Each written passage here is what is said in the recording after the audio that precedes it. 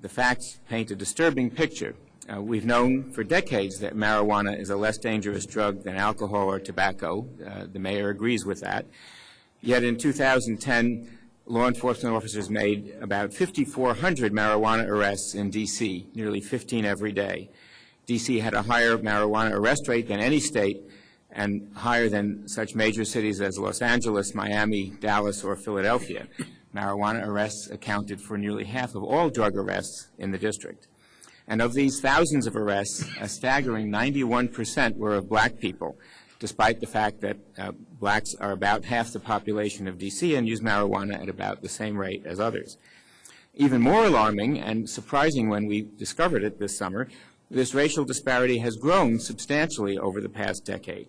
Between 2001 and 2010, the marijuana arrest rate in D.C. increased by 61.5%, and nearly all of that increase was due to increased arrests of black people. And we have a graph in our written testimony that shows the white arrest rate remaining flat and the black arrest rate increasing at a steep angle. The reality of this racial disparity in arrests, combined with the racial distribution of our population, means that the war on drugs appears to many to be a war on the district's black neighborhoods and black residents.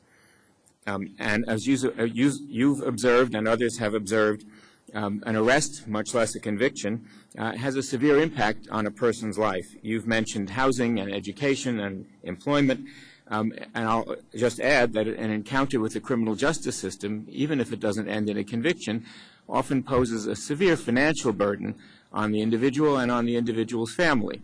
And that's a burden that many families find difficult to overcome. And finally, while it's difficult to figure out how much the district spends on enforcing marijuana laws, the National ACLU made a very sophisticated effort to try to estimate that for the nation as a whole and for states around the country.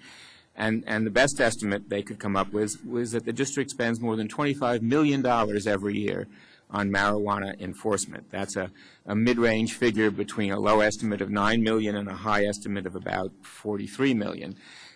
But even if it's the low estimate at 9, that's a great deal of money, and $25 million surely could be better invested in our community to enhance public health and safety in other ways, for drug treatment programs, for job training and education, and many other positive purposes. And that includes expenses connected to the arrest, connected to the court proceeding. It doesn't even account for the non-monetary value of police time, for example, that could be used in enforcing other more serious crimes. And so for all these reasons, we've called on the Council to decriminalize low-level possession and use of marijuana. In our view, that's the only practical way to eliminate this extreme racial disparity. We're not trying to point the finger at exactly what's to blame for that. There's probably a variety of reasons that are to blame for it, but there's no other practical way to end it. And we therefore strongly support Bill 2409. And to be clear, we favor the legalization of marijuana. Only legalization will enable the government to regulate it and tax it the way it does alcohol and tobacco. But we strongly support this bill for the reasons you've been mentioning, Mr. Chairman, as an important step in the right direction and something that we can and should do now.